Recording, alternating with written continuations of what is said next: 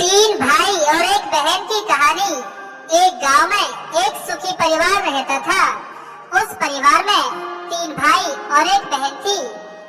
उनके माँ बाप उन चारों से बेहद प्यार करते थे, मगर बीच वाले बेटे से थोड़ा परेशान थे, क्योंकि बड़ा बेटा पढ़ लिख कर डॉक्टर बन गया था और छोटा बेटा भी पढ़ लिख कर इंजीनियर बन गया था। लेकिन बीच वाला बेटा बिल्कुल गंवार और आवारा ही बनकर रह गया। अब बड़े और छोटे बेटे ने शादी भी कर ली और कुछ महीनों के बाद ही उनकी बेटी की भी एक अच्छे घराने से शादी हो गई थी।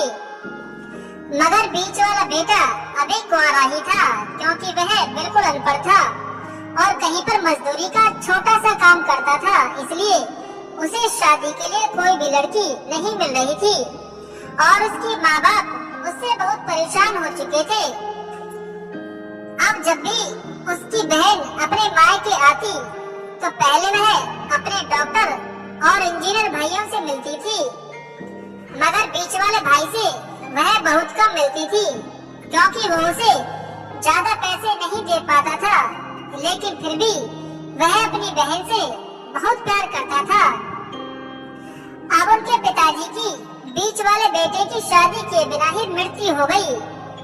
उनकी माँ ने सोचा कहीं अब किसी के मुंह से बंटवारे की बात ना निकले, इसलिए अपने ही गांव की एक सीधी सादी लड़की से अपने गंवार बेटे की शादी करवा दी। शादी होते ही न जाने क्या हुआ, अब उसका अनपढ़ बेटा पूरा मन लगाकर काम करने लगा और पहले से कहीं ज्यादा मेहनत भी करने लगा। अब तो उसे कोई भी दोस्त बुलाने आता तो वह उसे यही कहता था कि भाई, पहले तो मैं जैसे तैसे अकेला कमाकर खा लेता था, मगर अब मेरी शादी हो गई है तो मुझे अपनी पत्नी के लिए भी कमाना पड़ता है और कल को आने वाले बच्चों के लिए भी तो कुछ जोड़ना पड़ेगा। इसलिए दोस्त, अब मैं तेरे साथ नहीं घूम सकता।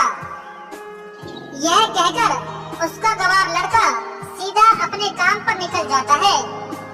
अब उसके दोनों भाई डॉक्टर और इंजीनियर आपस में ये बात करते हैं कि हम दोनों तो उस गंवार से कहीं ज्यादा पैसे कमाते हैं, इसलिए हम सब घर और जमीन का बंटवारा कर लेते हैं और उस गंवार से अलग हो जाते हैं, क्योंकि अब वह हमारे बराबर कभी भी नहीं कमा सकता।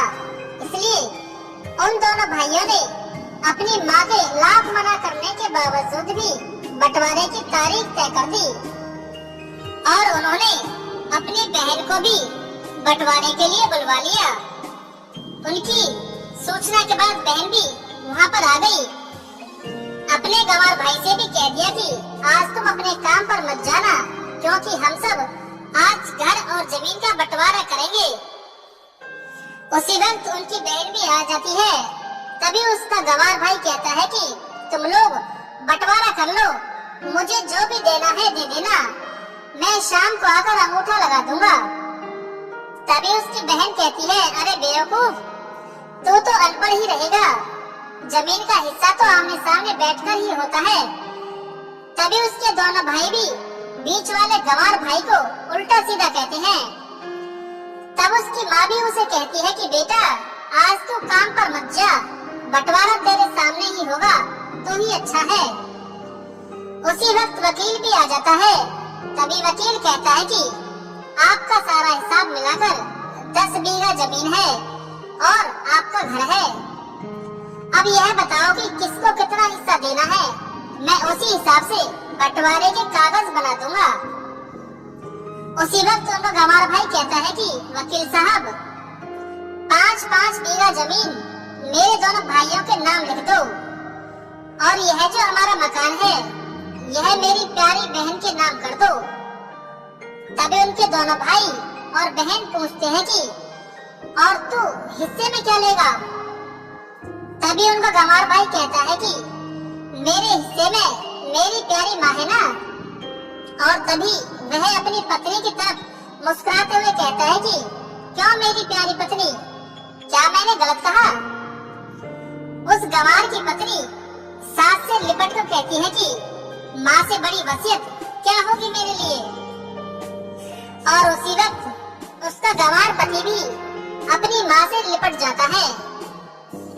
गंवार बेटे और बहू के इसी प्यार ने जमीन जायदाद के बंटवारे को एक सन्नाटे में बदल दिया। तभी बहन अपने गंवार भाई के गले लगकर रोते हुए कहती है कि माफ कर दो भैया, मैं कभी आपको समझ नहीं सकी। तभी उसका भाई कहता है कि मेरी प्यारी बहन, इस घर में जितना अधिकार हमारा है उतना ही अधिकार तेरा भी है। और रही बात बंटवारे की, तो बंटवारा नहीं करने से हमारा जीवन रुक तो नहीं जाएगा। क्यों करते हैं हम सब बंटवारा? क्या हम एक साथ मिलकर नहीं रह सकते? जैसे हम बचपन से मिलकर रहते हैं। एक साथ मिलकर रहने को ही तो परिवार कहते हैं, और एक अच्छा परिवार उसे ही कहते हैं जो एक साथ मिलकर रहते हैं और उसी अच्छे परिवार को संभालती है एक माँ। तभी उसके दोनों भाई भी बहुत शर्मिंदा होते हैं और वह बंटवारे के सभी कागजात फाड़कर फेंक देते हैं।